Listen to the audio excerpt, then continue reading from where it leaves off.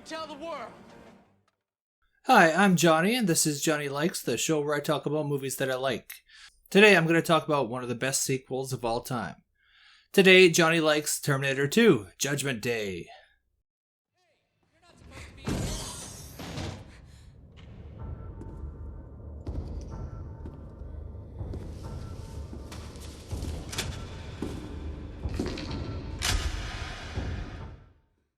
Terminator 2 was written by James Cameron and William Wisher, and it was directed by Cameron as well. So we follow Edward Furlong as the young John Connor, the supposed savior of the human race, as he must avoid death with the help of Arnold Schwarzenegger, an unlikely ally, as Connor must once again face a robot from the future who is trying to remove him from the timeline. This time, the robot is the seemingly indestructible T-1000, played by Robert Patrick. I consider this to be one of, if not the best action movies of all time. I absolutely love it, and I've seen it countless times since I saw it on video in the early 90s. I don't have a clear memory of watching this for the first time, so I must have been pretty young, as I can't actually remember a time before seeing it. It's one of those movies that I can watch from any point if it's on TV or if someone else is watching it. I'm just kind of instantly drawn in and will just watch it for a while, if not the rest of the movie. A little personal note here, Robert Patrick as the T-1000 was absolutely terrifying to me, and crept his way into my nightmares for years to come, as the embodiment of the unceasing, unyielding force that is always chasing me, usually about a block away, but always there. For me, it's one of the greatest villains of all time. Much more impactful on me than like a Freddy, a Jason, or even a Darth Vader. So before I gush about this movie too much, and gush I will, let's discuss the kind of problems with it. First off, time travel movie. If you think about it too much, the plot kind of falls apart. Just don't think about it, turn that part of your brain off. John Connor's age in the movie has always been an issue for me. So the original takes place in 1984, having John Connor being born in 1985. And this movie was released in 91, but I think it takes place in 94. And Furlong just doesn't look like a 9-year-old. He's 14 through 16, whatever. Early teen, but definitely not a 9-year-old. I never could make that one add up right in my head. Next is a problem that I don't actually have, but I can see where people who have it are coming from. So in 9th grade, I had an English teacher named Mr. Smith. He was the first person I ever heard an honest criticism about T2 before, because in my mind, just everyone loved it. It's great. Why wouldn't everyone love it? But he pointed out that it's stupid that a Terminator doesn't kill people. He thought that was garbage. Jesus, you're gonna kill that guy! Of course, I'm a Terminator. And I can see if you were an adult when you saw the original Terminator, or if you saw it on video before this one, and then you saw this one, how that would be a little bit off-putting, as the original is much more of a tech noir, gritty thriller. So my experience of the film was obviously much different, but I get where he was coming from. And to be honest, it is kind of garbage to have a Terminator who doesn't kill people. That's what they do. During the scene in the opening when Arnie is trying to get clothes from the biker bar, he should have killed all those people, as he hasn't met John Connor to give him the order to not kill people yet. Unless, of course, he does it in the future, and it's you have to do mental gymnastics with timey-wimey stuff if you really want to make it work. So yeah, that's really all I have to say about the film that's kind of negative, and it's just mostly nitpicky stuff. Okay, let's gush now. So, I love the story. It's just so well written and fast-paced. It neither feels rushed nor long-winded. Everything takes about as long as it really should. The scenes, they just flow together so well. From Arnold in the bar, to the T-1000 killing the cop, to young John Connor acting out in front of his foster parents, to the Connor's friend at the Galleria instinctively lying to a cop. Do you know this guy? Nah, I don't know. To Sarah Connor in the mental institution, to Joe Morton at Cyberdyne. And by the 30-minute mark, we've met all of our main characters and have been given enough information that even as a kid, I could follow who everyone was and what they were doing. So it's already been like a half hour, but it only feels like about 10 minutes has gone by. So next up, we hit our first big action scene. Never mind the little scene in the bar with Arnie, that was just kind of a teaser. We get to see the Terminators square up one-on-one, and we learn, or relearn if you've seen the original, just how one-minded these machines really are. Get down.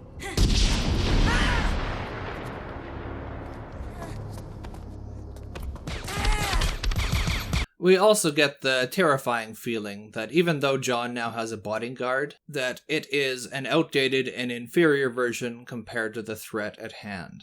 Like, at no point did I ever feel like John was in the clear and safe at all, as the threat of the T-1000 is always in the back of your mind. From there, we just kind of go from one, like, masterful action set piece to the next, with, like, dramatic story breaks in between that just builds character.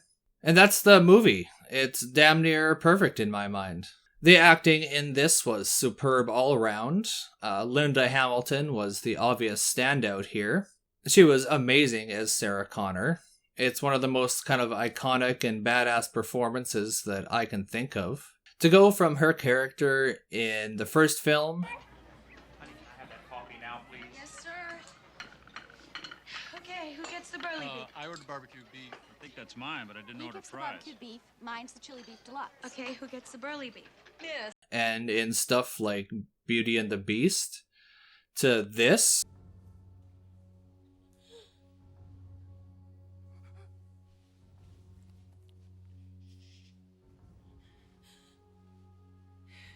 What a transformation. I can't say enough good things about the performance. The vulnerability, the fear, the strength, and the confidence. It's just on another level. It is a dream role, really, for an actor, as you get to portray the same character but in a completely different light. And although Hamilton has the meatiest role, the other actors aren't exactly slouching here, as this is one of Arnold's best performances. He's pretty stiff and robotic, as he should be, but he also manages to convey this sense of humanity. Now, I never personally had any problems with Furlong's performance, as I was, younger than him, so he's just this kind of older bad boy type kid to me. That was my perception. But I can see, as an adult, how kind of some of his voice cracking and screeching could be a little bit grating after a while. Hey, God damn it, what's your problem? God damn it! Help! This does not help our mission. Help! Get this psycho off of me! Help! Help! Help me, kid! Get this psycho off of me! Even with that, he's 14, and I'm pretty sure this was his first film role. And can you imagine how embarrassing it would be to have your voice cracking as you're on a big Hollywood set for your first time? I'm sure everyone was professional about it, but it's still kind of been a fun time. Robert Patrick is terrifying, as I mentioned. The psychotic calmness that he brings to the role is vastly underrated. Just look at the way he shoots.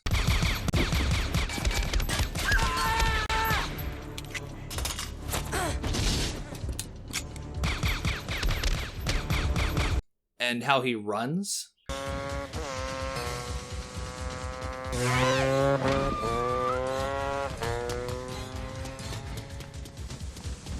With its terrifying robotic proficiency. Joe Morton was sympathetic as the software engineer who is unwittingly working on the downfall of humanity. Patrick, Morton, and Furlong will always be firmly tied to this film for me. Anytime I see them in anything else, I always go, oh, they're in the Terminator. Even though I spent so many more hours watching Patrick as Agent Doggett on the X-Files than I ever saw him here, he'll still always be the scary robot cop to me.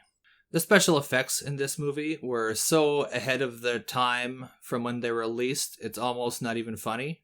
The liquid metal effect still holds up pretty well to this day. It was the gold standard for special effects excellence for many years to come. There aren't actually all that many full CG shots in the movie. For instance, when the T-1000 gets kind of half blown apart here. That's actually a prop. Or at least 90% a prop with maybe some CG augmentation, but it's still mostly practical. Many of these types of shots in the movie are actually practical. In the extended edition, the brain surgery scene where they open up Arnold's head and get the chip, like that was done with some prosthetics, twins, and like a fake mirror. So it's all kind of happening. Cameron knows what he is doing, and he tends to know which tool or trick is appropriate given the situation. This is one of the reasons why his films are so good and believable. Stan Winston was in charge of special effects for this movie, and him and his team won an Oscar for their efforts. And deservedly so, might I say. The action in this is all top-notch, adrenaline-filled, like, awesomeness. We always know the geography of the scene, where everyone is, what they're doing. The only time it gets a little bit muddled for me is during the climax in the steel plant, the metalworking factory. And even that, I think, is kind of intentional. So the action in this is actually pretty graphic, even for like a big Hollywood action movie. We see people get stabbed, shot, impaled, bludgeoned, and just generally beat up. Now, I don't think it was marketed towards kids, but me and my friends all saw it and loved it. And I don't think that I was actually desensitized to the violence. I felt all the hits, and some of the stuff still makes me wince. Like when the T-1000's arm comes down from the top of the elevator and slashes Sarah Connor. Or when Sarah Connor takes the busted off broomstick and thwacks the pervy security guard.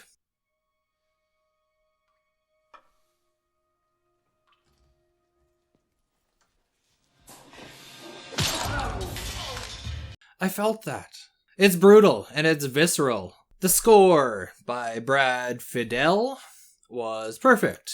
He worked on the first one as well. The score is memorable and hummable, although you probably won't find yourself humming it, but you could if you wanted to. Except for maybe the ba-bum bum ba-bum ba-bum bum ba-bum. You know what I'm getting at here? You might hum that a little bit.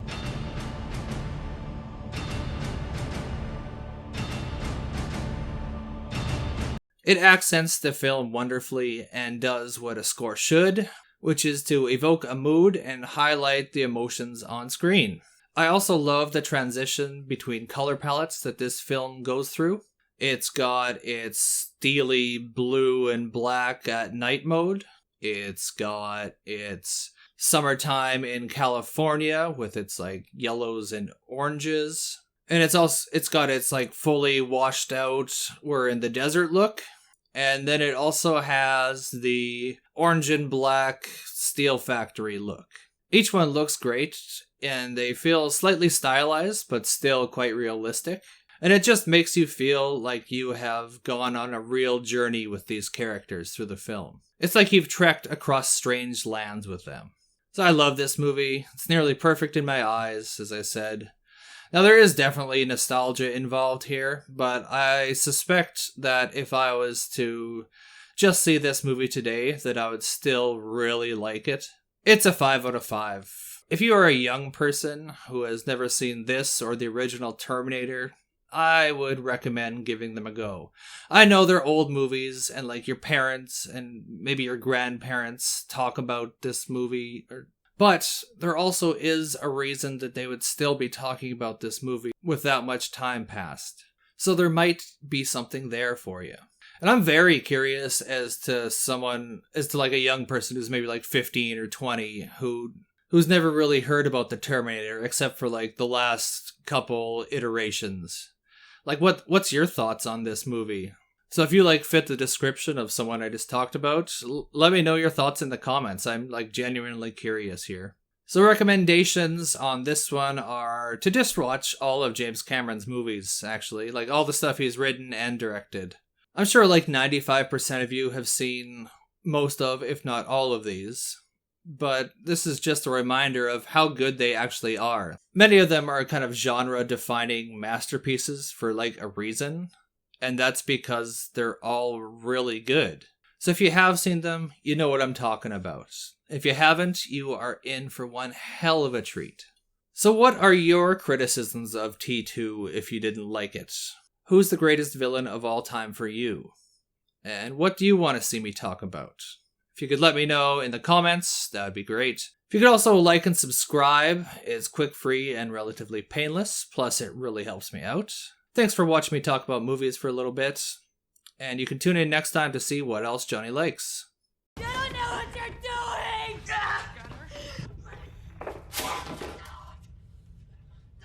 Model citizen.